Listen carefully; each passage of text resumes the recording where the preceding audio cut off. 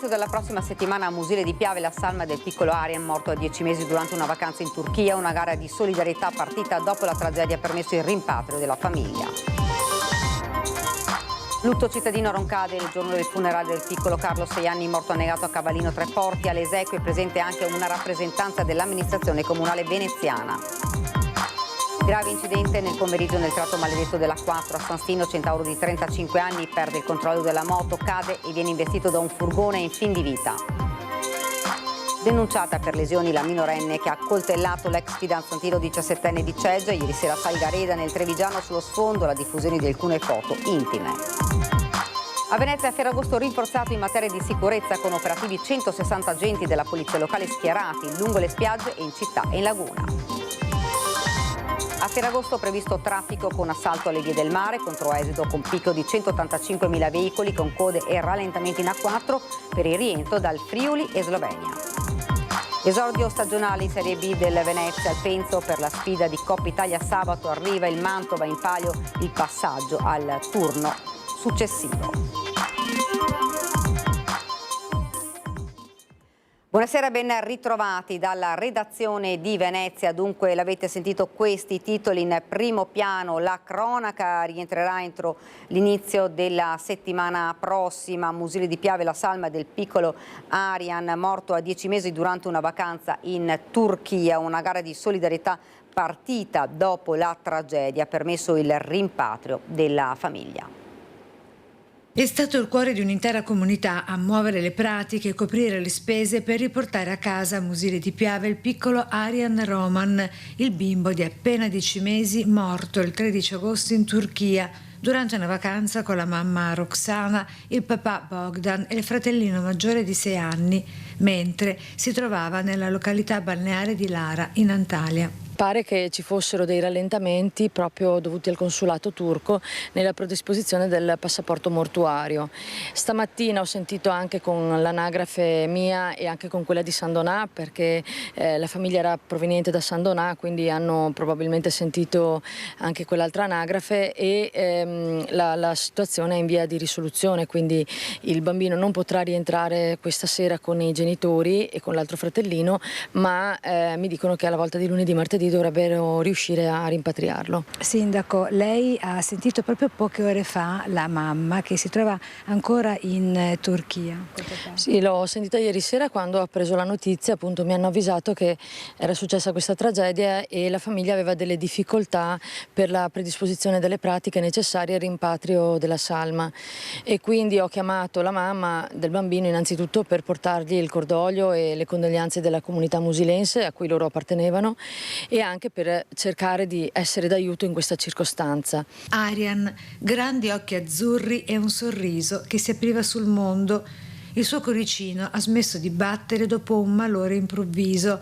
Prima le chiazze violacee sul volto, il colorito cambiato in seguito ad un collasso dovuto a cosa? Ancora non si sa. Delle chiazze, adesso non so l'origine e la causa di queste macchie, di queste chiazze, ma chi lo sa, magari potrà essere un'allergia, insomma sentiremo, so che hanno fatto l'autopsia e quindi capiremo quali sono state le cause. I soccorsi allertati immediatamente, ma parrebbe giunti in ritardo, così dalle dichiarazioni della mamma Roxana al telefono dopo la tragedia con il sindaco Silvia Susanna. Diciamo che quello che più ha colpito è che c'è stato, da quello che ha detto la madre, un ritardo del soccorso a questo bambino. I primi a soccorrere sono stati infatti altri turisti che erano lì nella struttura alberghiera dove si trovavano. La morte del piccolo dichiarata in ospedale dopo il trasferimento in ambulanza.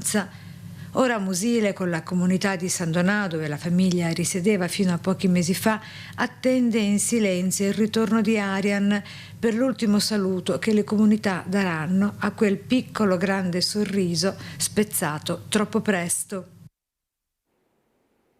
E lutto cittadino a Roncade il giorno del funerale del piccolo Carlo ed una rappresentanza dall'amministrazione comunale di Cavallino Tre Porti. La magistratura farà il suo corso, probabilmente il fascicolo rimarrà aperto a carico di ignoti per permettere che siano conclusi tutti gli accertamenti e le indagini del caso. Sul tavolo del pubblico ministero sono arrivati già i verbali e le testimonianze raccolte subito dopo la tragedia dagli uomini delle forze dell'ordine e dalla Capitaneria di Porto. Sono stati ascoltati come persone informate dei fatti quanti erano lì in quel momento quando la mamma di Carlo ha iniziato ad urlare. In queste ore la ricostruzione anche con le dichiarazioni della donna di quei tragici momenti. Intanto a Roncade il comune è stato sommerso di messaggi e telefonate di cittadini che hanno voluto dimostrare la loro vicinanza alla famiglia.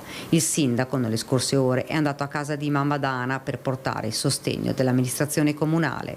La mamma è forte, la mamma sta reagendo, ovviamente queste sono ore e momenti difficili, la mamma chiede di poter stare tranquilla. La famiglia attende il nulla osta della magistratura per poter fissare il giorno per l'ultimo saluto al piccolo Carlo. A Roncade sarà proclamato il lutto cittadino. Lutto cittadino nel giorno del funerale è il minimo che potessimo fare per far sentire quella che è la vicinanza della nostra comunità ai genitori, alla famiglia, e mi sono sentito che con il sindaco di Cavallino Treporti quel giorno lì ci sarà anche una rappresentanza dell'amministrazione del comune di Cavallino. Due comunità unite in un unico abbraccio verso la famiglia colpita così duramente. Continua il pellegrinaggio lungo questa barriera di scogli. Qualche bambino ha lasciato un peluche, altri un giocattolino. Sono passati dei giorni, ma l'aria che si respira rimane quella di una tristezza infinita. Carlo era arrivato lì per trascorrere una giornata in allegria, il mare, i giochi, le onde. Quelle onde che se lo sono portato via davanti agli occhi disperati della mamma. Grave incidente oggi pomeriggio dopo le 14 sull'A4 a San Stino, motociclista investito dopo la caduta ed è in fin di vita. Un motociclista di 35 anni ha perso il controllo della sua Ducati mentre percorreva l'autostrada 4 a San Stino di Livenza in direzione Trieste, cadendo sull'asfalto poco dopo le 14. Dopo la caduta, il Centauro è stato investito da un'auto che per scansarlo è stata a sua volta tamponata da un furgone che sopraggiungeva nel mentre.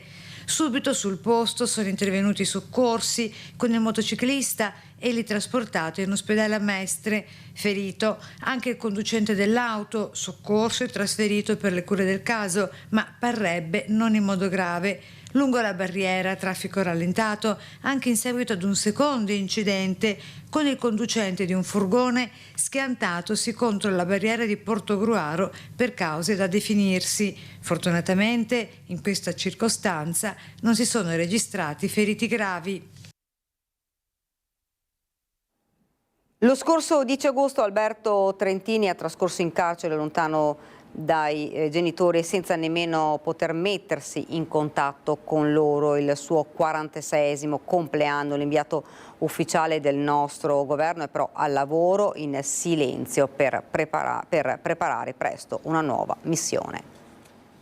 L'inviato speciale della Farnesina a Caracas, l'ambasciatore Luigi Vignali, uomo di altissimo profilo e di rara sensibilità, è al lavoro in silenzio per preparare al più presto le basi per una prossima possibile nuova missione di pace e di dialogo in Venezuela a Caracas, dopo il primo tentativo che è stato rinviato, al fine di arrivare al più presto alla liberazione di Alberto Trentini, il nostro connazionale originario del Lido di Venezia, che si trova in prigione dallo scorso 15 novembre 2024 ed anche della decina di altri italiani detenuti nelle carceri venezuelane. Trentini era arrivato in Venezuela per rendersi utile come cooperatore umanitario e portare aiuto ai disabili del luogo che altrimenti non avrebbero accesso alle cure sanitarie perché eccessivamente costose.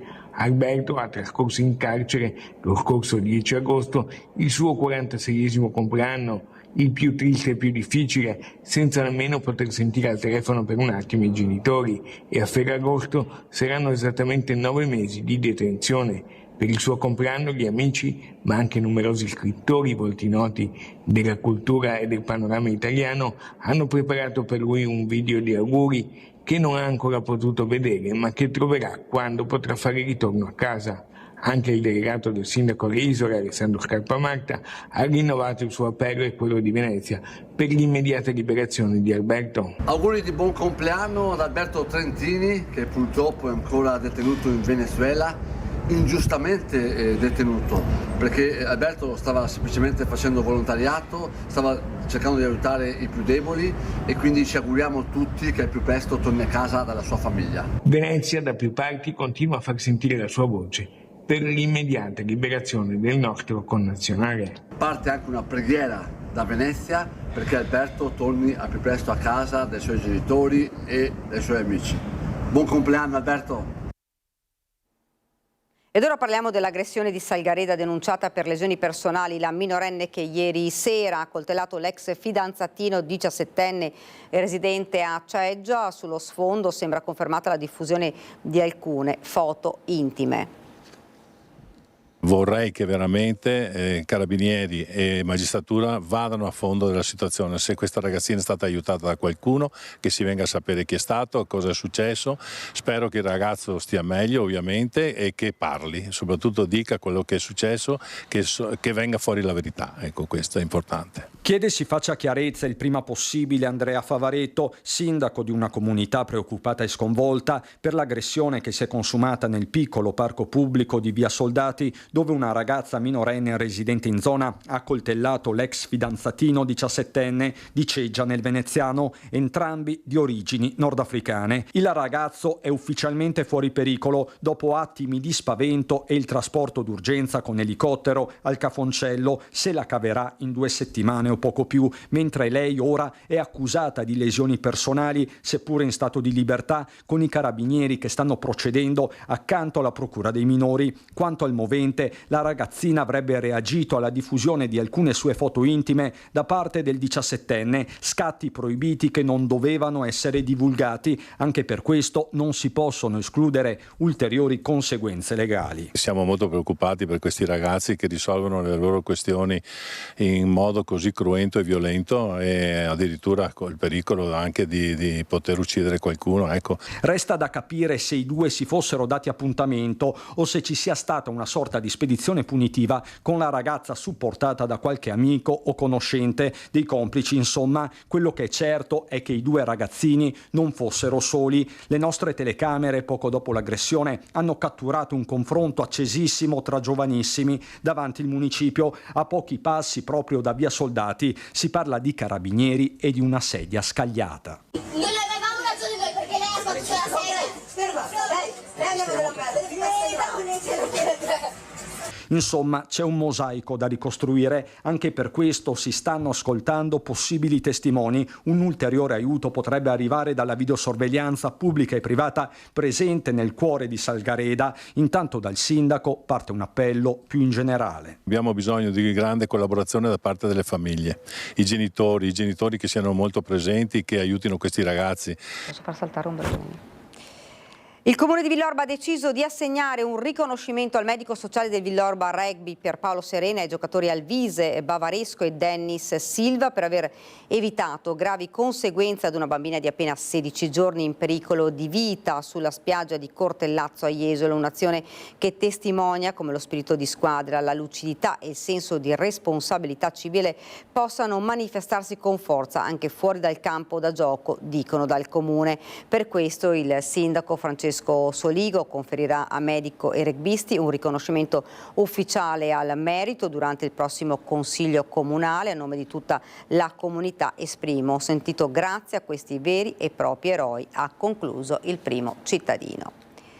Ed anche il sindaco di Jesolo, Christopher De Zotti, ha consegnato questa mattina un encomio ai 3 cittadini che hanno tentato di salvare il piccolo di 5 anni prima dell'arrivo dei sommozzatori dei Vigili del Fuoco. Senza esitazione si sono buttati nel Sile per tentare di raggiungere il piccolo rimasto intrappolato nel seggiolino dell'auto finita sott'acqua. Sono Loft Karud, cuoco di origine tunisina, residente a Mestre, il turista tedesco Marco Gambel di Norimberga e Giorgio Pigatto, turista di Verona in ferie a Jesolo. Ci avevano provato, ma l'acqua era torbida e la vettura si era inabissata ad oltre 3 metri.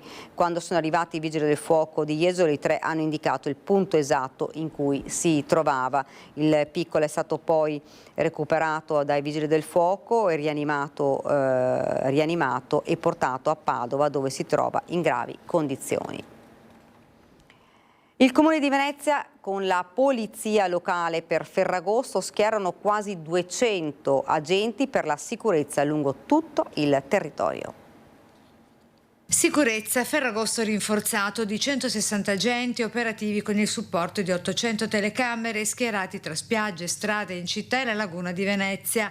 I controlli, controspaccio, borseggi e infortunistica stradale. Gli occhi del grande fratello visionati dalla Smart Control Room del Tronchetto della Polizia Municipale di Venezia.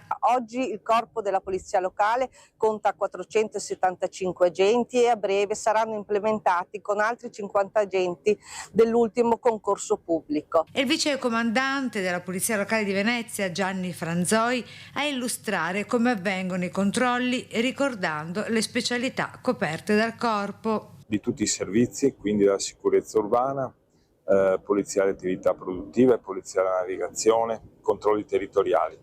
Saremo presenti come sempre, molto attenti e garantiremo la sicurezza sul territorio per tutti in una giornata anche come quella di Ferragosto. Ferragosto sarà una giornata di traffico intenso sulle vie del mare con previste code e rallentamenti anche da Venezia, stimati 130.000 i veicoli in transito sulla 4 Venezia-Trieste con forte presenza dei pendolari del mare in uscita dalla barriera Trieste-Lisert, sull'autostrada 4 Bollino Rosso per il controesido di sabato 16 con 185.000 transiti intenso. Il traffico è previsto in direzione Venezia con rientri massicci dal Friuli e dalla Slovenia. Scoppia la polemica estiva anche a Sottomarina e Isola Verde, dove i balneari e istituzioni respingono le accuse di rincari e difendono l'offerta degli stabilimenti.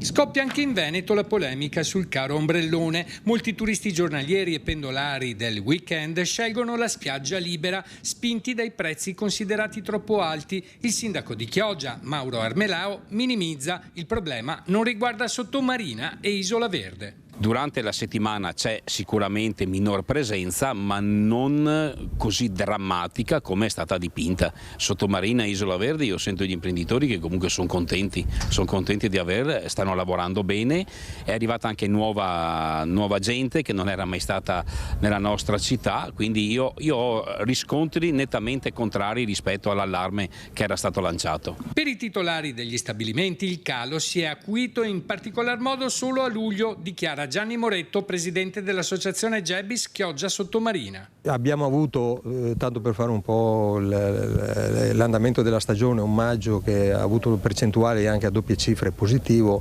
e raddoppiato se non per quanto riguarda il mese di giugno. Effettivamente luglio ha avuto una flessione ma legata alla questione meteo e soprattutto il meteo è stato avverso nei fine settimana, quindi questo ha decretato questo rallentamento nella stagione. I balneari respingono le accuse, le famiglie non hanno soldi tra mutui e bollette, non siamo noi responsabili, precisa Moretto, nessun caro ombrellone, solo una campagna contro di noi. I balneari sono un po' nell'occhio del ciclone, prima riguarda tutto il discorso della BOIL che sta in rinnovo delle concessioni, quindi un adeguamento dei canoni c'è stato e quindi una regolarità su tutto quella che è la forma di rilascio delle concessioni c'è stata, quindi ritengo ancora una volta pretestuoso questo tipo di attacco a un settore balneare che dà da vivere a tante famiglie. Ma i bagnanti ribattono: prezzi troppo alti, servono tariffe più accessibili.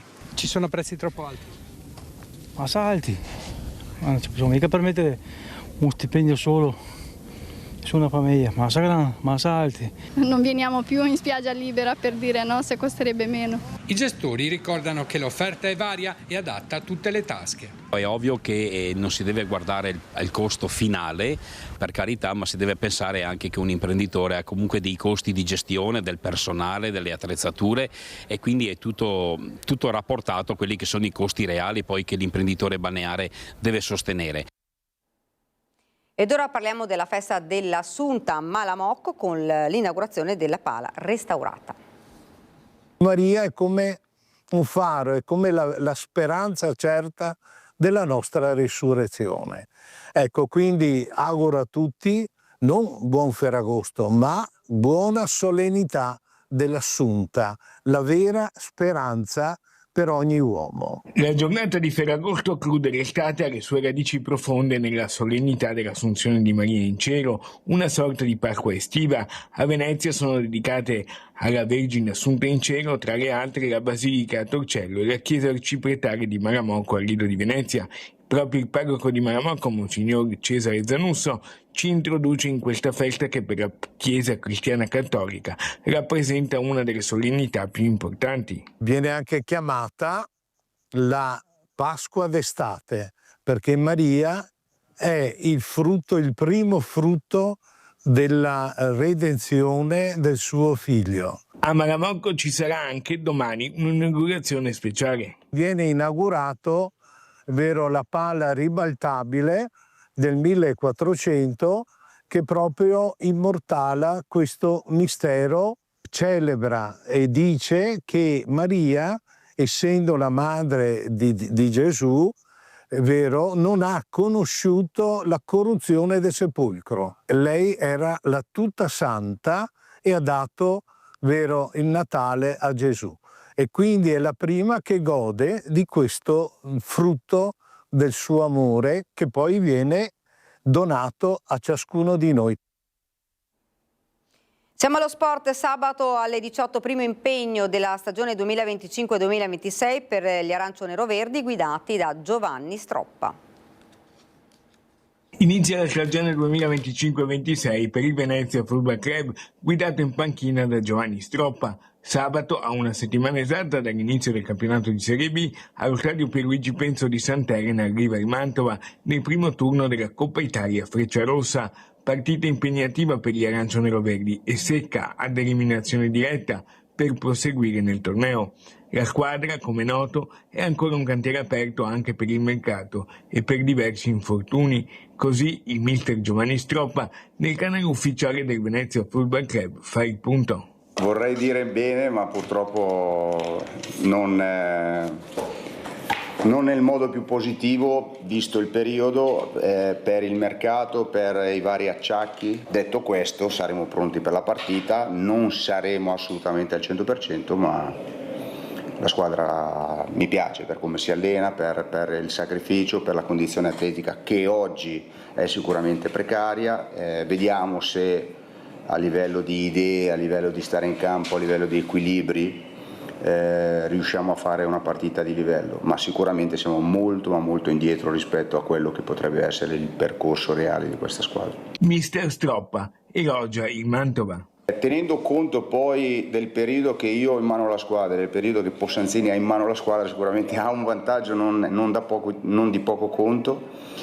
È una squadra che sa giocare a calcio, sa quello che vuole, ha un'identità ben precisa e quindi a maggior ragione è un test importante da poter affrontare, al di là del calcio di agosto, ma comunque affrontiamo una squadra che è insieme da tanto tempo con lo stesso allenatore e, ripeto, ha idee veramente belle. Da Venezia è tutto, ora la sigla e le previsioni del tempo. Grazie per averci seguito e buona serata.